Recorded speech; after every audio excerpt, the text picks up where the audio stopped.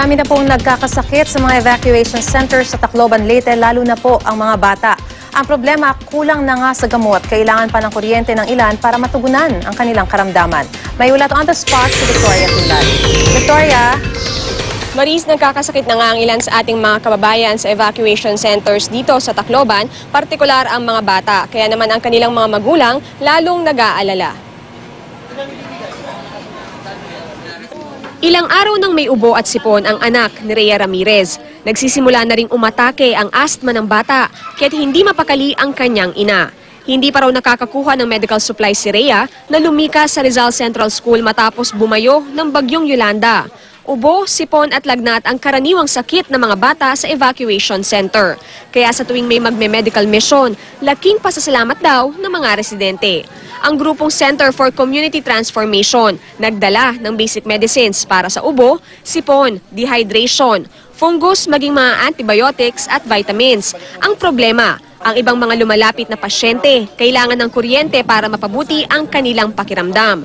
Halimbawa na nga lamang ang mga may asthma na nangangailangan ng nebulizer. Dahil wala pa rin kuryente sa buong Tacloban, first aid lang ang maibibigay ng mga doktor. Pakulo ng tubig, tapos nagyan ng konting asin para kahit pa may usok, yun ang hiali ng bata for the meantime. Nakalikas na kami sa bahay, hanggang tuhod na yung tubig. Basang-basa, mabuti nga yung bahay na may boarding house. Doon kami nakapasok sa kwarto niya, nakakuha kami ng kumot.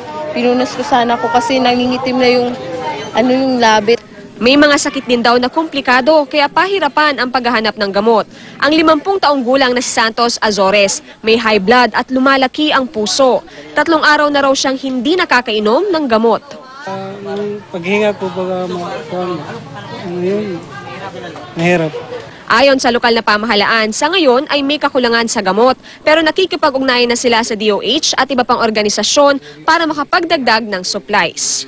The city government is working with the DSWD in cleaning up the different evacuation centers. Kung magsimula ang measles or cholera, tuloy-tuloy po ito. And mas mahirap po, as early as now, we really should nip it in the bud. Marisa, ngayon ay pabugso-bugso pa rin ang pag-ulan dito sa Tacloban at ayon sa lokal na pamahalaan, ang tag-ulan dito ay mula Nobyembre hanggang Marso. Kaya ngayon, todo ingat sila mula sa mga waterborne diseases. Maris? Maraming salamat. Ingat kayo dyan, Victoria Tulad.